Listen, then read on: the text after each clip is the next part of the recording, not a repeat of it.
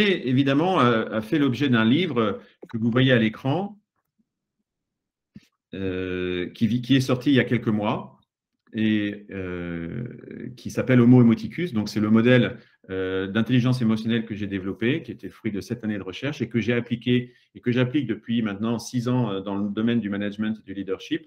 Et donc, il y a dans ce livre, un chapitre qui concerne précisément la communication interpersonnelle. Il y en a un autre sur la négociation, mais il y en a un justement sur ce que l'on va voir ce soir. Donc, si vous vouliez en savoir davantage, voilà, il y a cet ouvrage qui fait référence. Alors, très brièvement, quand même, pour vous situer le modèle Homo Emoticus, c'est un modèle qui met en avant 4 émotions qui sont un peu différentes de celles dont vous avez certainement entendu parler si vous êtes habitué à lire des choses sur l'intelligence émotionnelle et à suivre des formations dans le domaine de l'intelligence émotionnelle.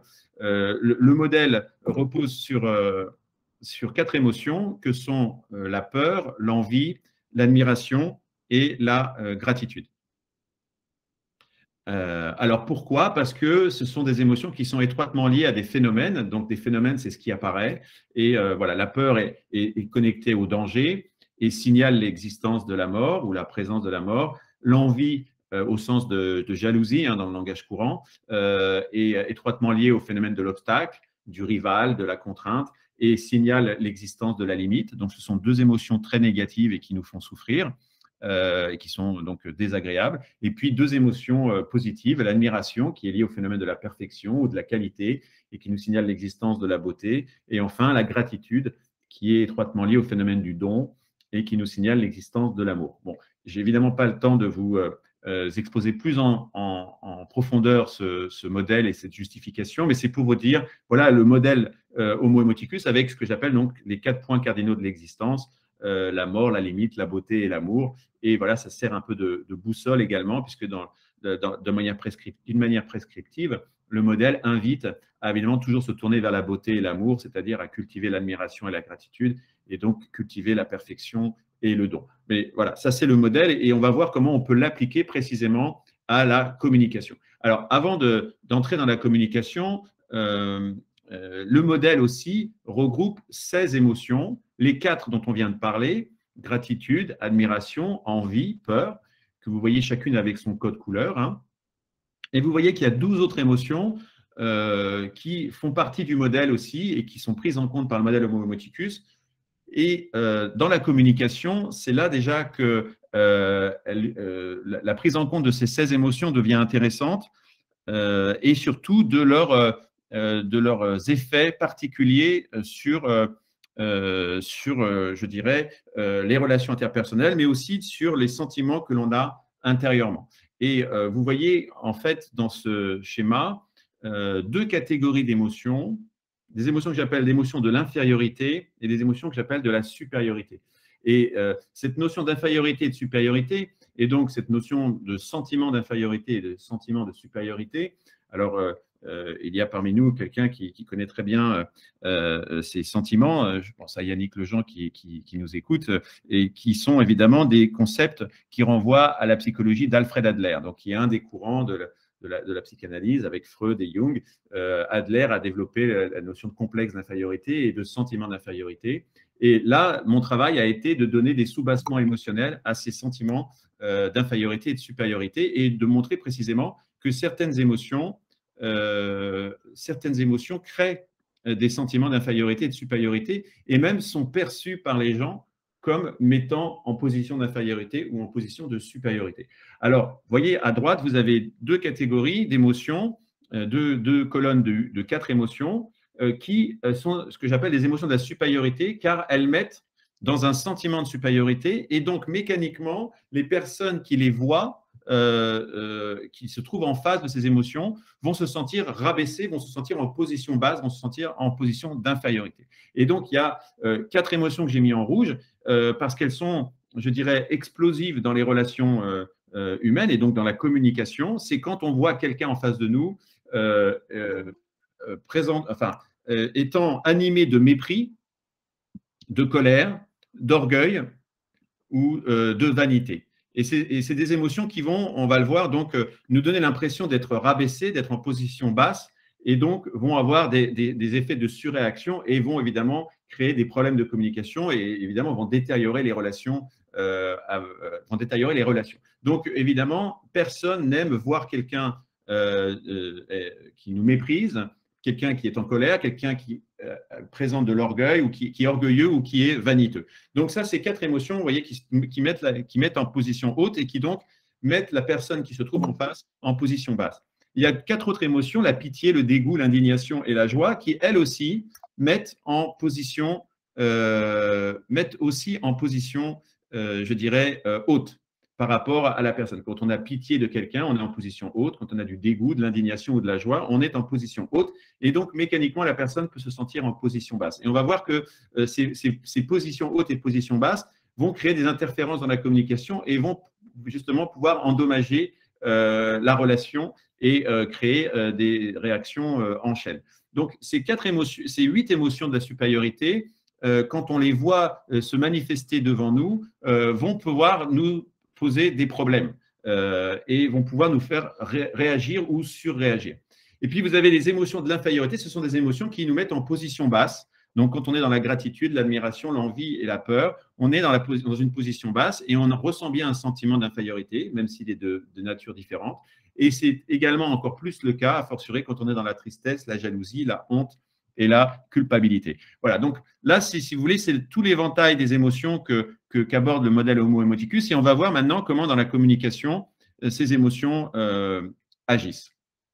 Alors, on va voir aussi que dans la communication, il y a principalement 2 moyens de communiquer des émotions aux autres. Alors, il y a 4 voies d'accès à ses propres émotions, donc par son propre corps, par sa pensée, et puis par sa parole et par ses actes. Et évidemment, quand on est dans la communication, on utilise essentiellement la parole et puis les actes pour communiquer avec les autres. Et donc, on va créer des émotions par sa parole et par son comportement, mais aussi éventuellement par son corps.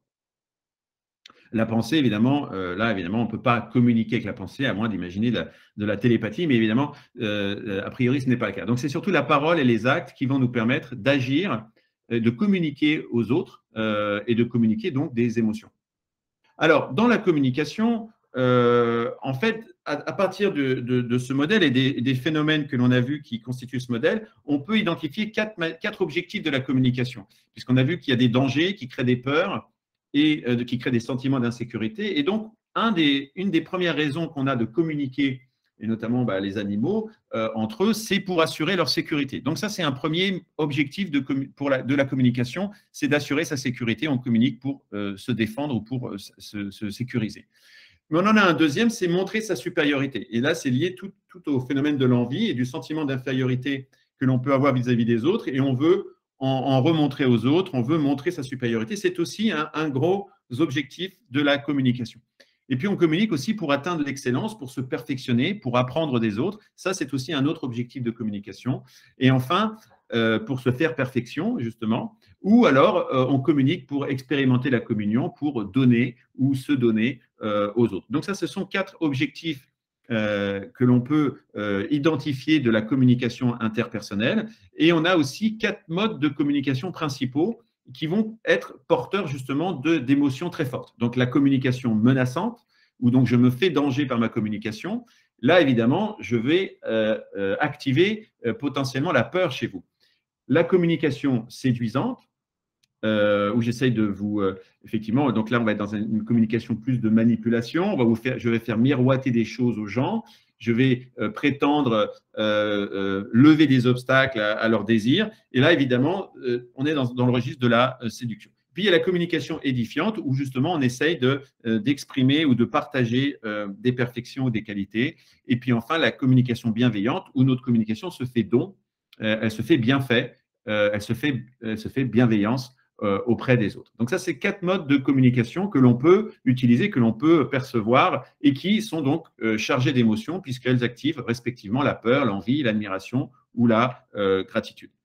Et alors, quand on parle de communication, en général, on parle évidemment de cette contagion émotionnelle. Les émotions se communiquent. Et donc, évidemment, si je suis dans la joie, je peux vous mettre dans la joie par empathie ou par mimétisme. Donc, je ne peux pas rentrer dans les détails de toutes les avancées que l'on a faites, notamment dans les neurosciences, avec la découverte des neurones miroirs. Donc, évidemment, il y a un effet de contagion des émotions. Donc, une émotion peut quand on est dans l'admiration, on peut aussi partager son admiration et rendre les gens admiratifs. Mais ce que j'aimerais dans cette présentation, c'est plutôt vous montrer les interférences parce que ça, évidemment, l'effet de contagion émotionnelle, quand on est dans la joie, tout le monde est dans la joie, évidemment, on est porté par la joie des autres. Évidemment, il y a des effets empathiques et mimétiques, mais ce que j'aimerais, c'est surtout vous montrer les effets d'interférence que créent les émotions et justement les dommages qu'elles peuvent causer dans la communication. Et pour vous montrer ces interférences, j'aimerais citer Dale Carnegie, donc dans son livre « Comment se faire des amis », dit très précisément, effectivement, quand vous vous adressez à un homme, rappelez-vous que vous ne parlez pas à un être logique, vous parlez à un être d'émotion, à une créature toute hérissée de prévention, émue par son orgueil et par son amour-propre. Et ce que je vais essayer de vous montrer, c'est effectivement essayer de décortiquer un peu cet orgueil et cet amour-propre, comment effectivement il s'insinue dans la communication, et on va voir qu'il s'insinue précisément par les positions de supériorité et d'infériorité qui sont perçues et qui peuvent justement perturber la communication. En fait, j'aime prendre cette image que l'envie met l'homme sur ressort. Donc l'envie au sens d'envieux, de jalousie, pas d'envie au sens de désir. Quand on est envieux, on a un sentiment d'infériorité et ce sentiment d'infériorité, on veut en sortir. Et du coup, quand on se sent abaissé, on va avoir tendance à se rehausser. Donc, il y a un effet de compensation, un effet quasi mécanique. Quand je me sens rabaissé, je veux me rehausser. Et donc, dès que j'ai l'impression d'être mis en position basse, dès que j'ai l'impression d'être donc abaissé, je vais avoir tendance à surréagir. Et ça c'est ce qui entraîne bien souvent justement des émotions négatives et une distorsion de la communication et des émotions qui endommagent la relation.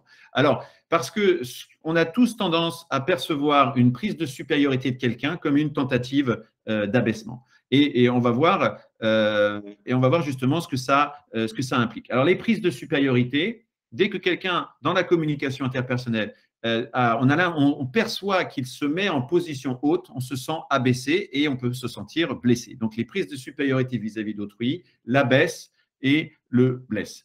Et donc, quelles sont ces prises de supériorité émotionnelle? Eh bien, voilà, justement, quand je manifeste du mépris, quand je manifeste de la colère, de l'orgueil, de la vanité, alors là, ce sont vraiment les émotions qui rabaissent le plus quelqu'un et qui donc vont peut-être l'amener à surréagir. Et à donc lui-même peut-être ressentir du mépris, ressentir de la colère, ressentir de l'orgueil, ressentir de la vanité. Donc, il y a une surréaction qui peut venir précisément par ces émotions. Et puis, la pitié, la joie, le dégoût et l'indignation sont aussi des émotions qui donnent l'impression d'être mis en position basse et peuvent entraîner, et là, de manière, je dirais, moins automatique, en fonction justement de l'état psycho-affectifs de la personne, vont peut-être aussi entraîner des surréactions. C'est pour ça que je les ai mis en orange. C'est plus ambivalent comme réaction. Alors, vous voyez, le mépris, bon voilà, par exemple, voilà une attitude qui peut être perçue comme du mépris et donc on se sent rabaissé. Et voilà, il y a un grand moraliste britannique, Lord Chesterfield, et beaucoup d'autres moralistes d'ailleurs expliquent que le mépris, c'est ce que l'on pardonne le moins aux gens et ce que l'on oublie le moins. Donc, vous voyez, il dit il n'y a rien que les gens ne supportent le plus impatiemment ou pardonne le moins que le mépris, et une blessure est bien plutôt oubliée qu'une insulte. On ne pardonne pas aux gens qui nous ont méprisés. Alors, soit on va réagir tout de suite, soit à un moment donné, il y aura une réaction par rapport au mépris. La colère aussi, évidemment, vous voyez, là, on se sent impressionné. C'est-à-dire, il y a une forme d'intimidation dans la colère. En général, il y a des colères qui peuvent faire peur, donc on se sent vraiment en insécurité, mais on se sent aussi rabaissé. Donc, la colère est une émotion qui nous donne l'impression d'être en position basse et d'être rabaissé. L'orgueil aussi, la vanité aussi, la pitié également. Donc là, une autre présentation de la pitié. La joie, effectivement, la joie, parfois ça surprend, mais effectivement, quand on est dans la joie, c'est que la vie est belle, que le monde est beau, que le monde est à nos pieds, que tout va bien. Et pour certains, voir quelqu'un dans la joie, ça peut être vu déjà comme quelqu'un qui est en position haute, et notamment quand on est envieux, et on va avoir une surréaction parce qu'on ne supporte pas de voir des gens joyeux quand nous, on ne va pas bien. Donc, déjà, la joie peut déjà poser, peut-être une souffrance et peut-être déjà entraîner des réactions négatives. Le dégoût, l'indignation, voilà, toutes ces émotions, vous voyez, il y a comme une position haute qui est prise et qui va évidemment peut-être nous gêner et nous amener à réagir parce qu'on ne supporte pas d'être en position basse. Et donc, à ces prises de supériorité émotionnelle s'accompagnent évidemment de prises de supériorité verbale. Alors, ben voilà, toutes ces paroles menaçantes, l'injure, l'intimidation, la menace, le chantage, l'ultimatum, toutes ces paroles, tous ces registres de paroles menaçantes nous mettent en position basse et nous rabaissent. Elles nous font peur d'abord et elles peuvent aussi avoir un effet d'humiliation. Et donc, elles vont entraîner peut-être chez nous une réaction, une surréaction émotionnelle. Toutes les registres de paroles humiliantes, enfin, que l'on perçoit comme une mise, justement, un rabaissement, un abaissement, vont entraîner des réactions émotionnelles négatives, donc l'impolitesse, la moquerie, le mépris, on en a parlé, l'outrage, les jugements négatifs, l'accusation, les remontrances, les reproches, la condamnation. Bon, évidemment, on a peu de temps, mais tous ces registres peuvent être perçus comme des paroles humiliantes. Et donc, dans l'humiliation, il y a humus, hein, donc c'est une mise à terre. On se sent mis à terre, on se sent rabaissé. Et évidemment, ces paroles vont nous amener à réagir émotionnellement de manière négative. Alors, vous voyez, je donne un exemple d'une parole humiliante d'un grand chef d'entreprise qu'utilisait très souvent Steve Jobs. C'est la plus stupide idée que j'ai jamais entendue. Il disait souvent ça à ses collaborateurs. Bon, voilà, un type de parole humiliante qui pourrait éventuellement entraîner une réaction émotionnelle négative et voire une surréaction. Après, il y a des paroles qui nous mettent en position basse, mais qui sont vues comme édifiantes. Donc, toutes les paroles qui nous mettent en position basse ne sont pas forcément humiliantes, mais elles peuvent être édifiantes. Et c'est précisément parce qu'elles nous suscitent de l'admiration. Donc, la galanterie, l'éloquence, la poésie, les paroles expertes, la connaissance, la sagesse, la sincérité, la bienveillance à l'égard de quelqu'un d'autre. Tout ça sont des registres de paroles qui, quand on les regarde, nous paraissent comme des qualités ou des perfections, bien qu'elles peuvent être supérieures à ce que nous-mêmes on est capable de faire. Si on est dans l'admiration, on est édifié. Donc, vous voyez, aussi un grand chef d'entreprise qui sait très très bien manier la langue et faire preuve beaucoup de finesse et même d'humour et de poésie, c'est Warren Buffett, et qui voilà, est admiré chaque année, vous savez, à Omaha, des milliers et des milliers de personnes viennent l'écouter, comme on l'appelle l'oracle d'Omaha, et il a une verve toujours très très je dirais, très fine. Je donne des exemples. Dans le monde des affaires, le rétroviseur est toujours plus clair que le pare-brise.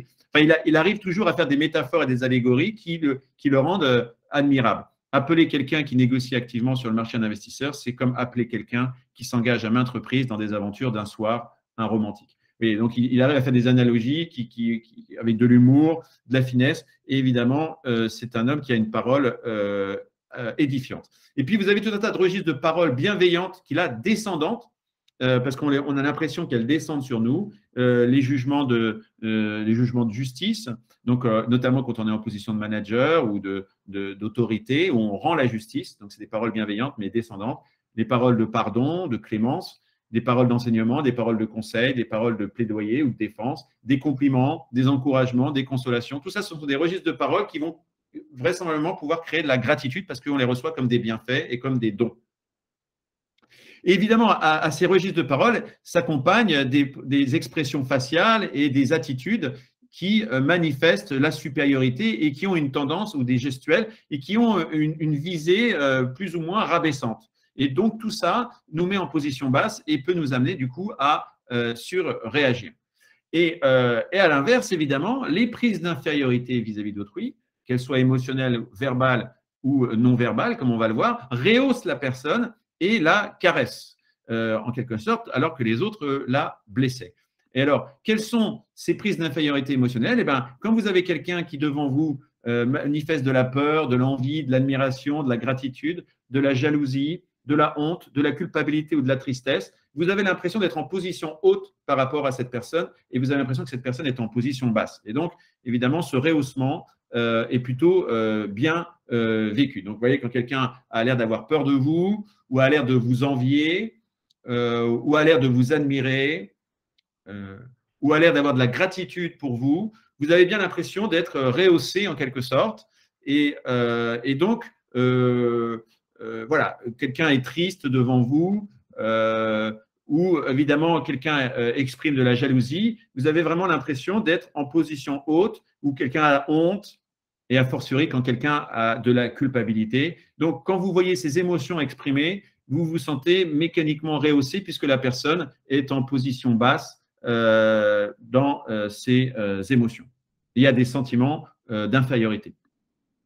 Alors, à ces prises d'infériorité émotionnelle, évidemment, il y a tous les registres de prises d'infériorité verbale qui s'accompagnent. Hein, donc, dans les paroles séduisantes, voilà, l'humour, l'obséquiosité, la flatterie. Alors, l'humour, pourquoi l'humour? Justement, le rire, voilà, deux auteurs importants ont bien étudié ça, le rôle du rire et comment le rire nous fait nous sentir supérieurs. Il y a Baudelaire qui a écrit un très bel ouvrage sur l'essence du rire, où il dit que le rire vient de l'idée de sa propre supériorité. Donc, quand on rit, et on se sent, on est en fait en position haute.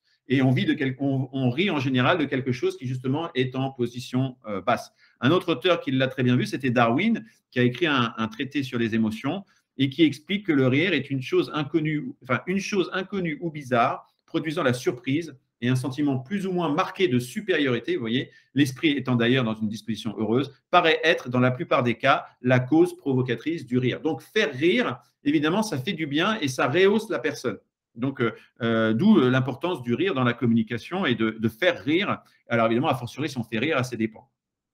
Là, on met carrément la personne vraiment en position haute. Et puis, vous avez tout un tas de registres de paroles bienveillantes qui sont donc ascendantes, où donc je me mets vraiment en position basse par rapport à l'autre. Donc, la politesse, la douceur, l'approbation, le remerciement, la sollicitation, l'excuse, le repentir, la confession. Là, ce sont des registres de paroles qui font du bien à la personne et qui la rehaussent et qui peuvent justement lui faire ressentir de la gratitude.